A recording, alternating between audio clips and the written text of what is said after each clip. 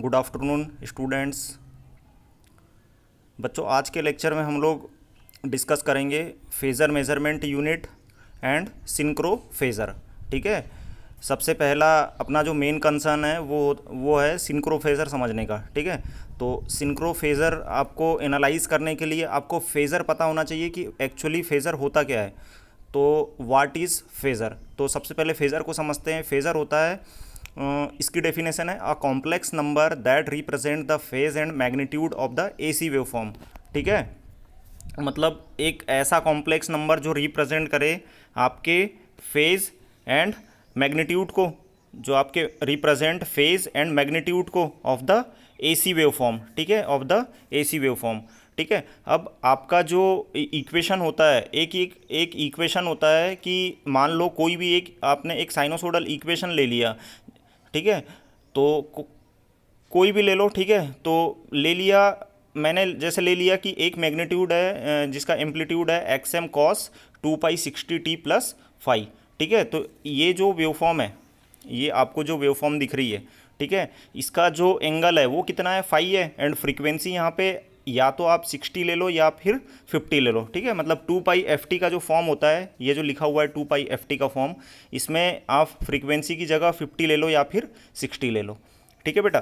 तो इसको रिप्रेजेंट करेंगे अपन एक साइनोसोडल सिग्नल से, जिसमें फ्रीक्वेंसी होगी, फेज होगा एंड मैग्नीट्यूड होगा।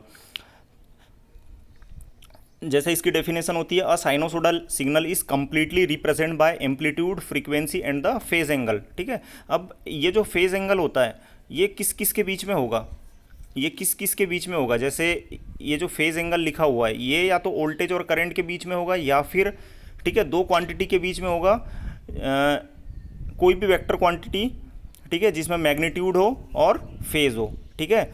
In many applications, frequency is assumed frozen and the signal is represented by its magnitude and the phase angle. ठीक है। Another view of the periodic signal can be represented by the Fourier series with infinite number of terms. ठीक है। Each term is a sinusoidal harmonics of the fundamental with complex coefficient. ठीक है।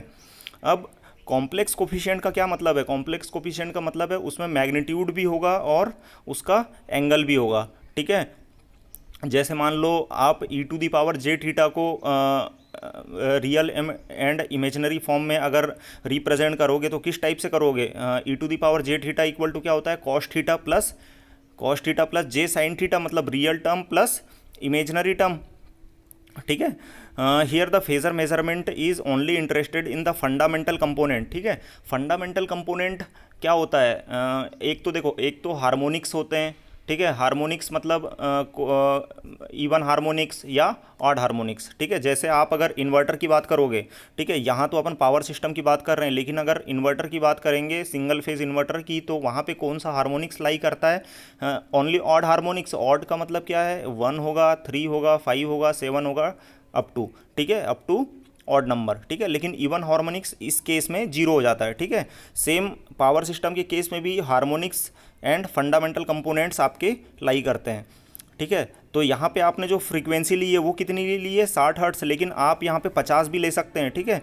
With the fundamental coefficient is complex number. ठीक है। Complex number अभी मैंने बताया किसका, ये देखो, ये कॉम्प्लेक्स नंबर है, ये किसका ये होगा, ठीक है, किसका फॉर्म होगा, e⁻j थीटा का। और e⁻j थीटा को आपने क्या लिखा, कॉस थीटा प्लस जे साइन थीटा। ठीक है। The complex coefficient is represented by the magnitude and the phase angle of the fundamental signal. ठीक है। अब फंडामेंटल सिग्नल क्या होता है, जैसे आपने मान लो कोई साइनोसोडल वेवफॉर्म ड्रॉ की। ठीक है। जैसे मान लो इन्वर्टर का आउटपुट क्या होता है, जैसे मान लो इन्वर्टर का आउटपुट ये होता है।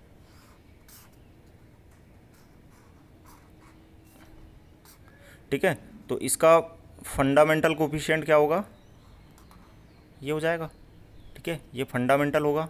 ठीक है। ये आपका आउटपुट प्लस VDC एंड ये माइनस VDC। ठीक है।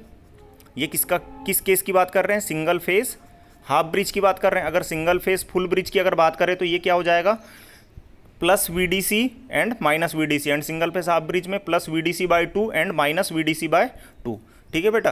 तो इसको बोला जाता है, जो आपका साइनोसोडल सिग्नल होता है, इसको बोला जाता है फंडामेंटल कंपोनेंट्स। ठीक है। अब ये जो फाई एंगल आपको जो शो हुआ है, ठीक है, फाई एंगल जो शो हुआ है ये किस किस के बीच में, दो क्वांटिटीज़ के बीच में एंगल है, ठीक है, या तो voltage current V and I, ठीक है, या फिर वेक्टर क्वांटिटीज़, ठीक है बेटा। तो जनरली आपको फेज़र से समझ में आ जाना चाहिए कि फेज़र जनरली फेज़र में होता क्या है, फ्रीक्वेंसी होगा, मैग्नीट्यूड होगा एंड फेज़ एंगल होगा, ठीक है। अब सिंक्रो फेज़र, ठीक है, what is synchro phasor? A synchro phasor is a phasor with phasor determined by UTC time, ठीक है। यूटीसी टाइम मतलब start of the second, start of the second, इसका मतलब अभी आएगा आपको समझ में। स्टार्ट ऑफ द सेकंड का मतलब क्या है, इसमें एक angle V at an angle 0 होगा और एक एट एन एंगल 90 होगा, वी एट एन एंगल 90, ठीक है। अब जीरो का क्या मतलब है? जीरो का मतलब है कि for the positive maximum at the start of the UTC second, and at angle 90 का क्या मतलब है, angle equal to -90 for the positive zero crossing. Zero crossing का क्या मतलब है, ये, ठीक है। एंड एंगल जीरो में for the maximum, positive maximum का क्या मतलब है, ये, ठीक है बेटा। चलिए इसके बाद अपन दूसरे पार्ट में कवर करेंगे, ठीक है।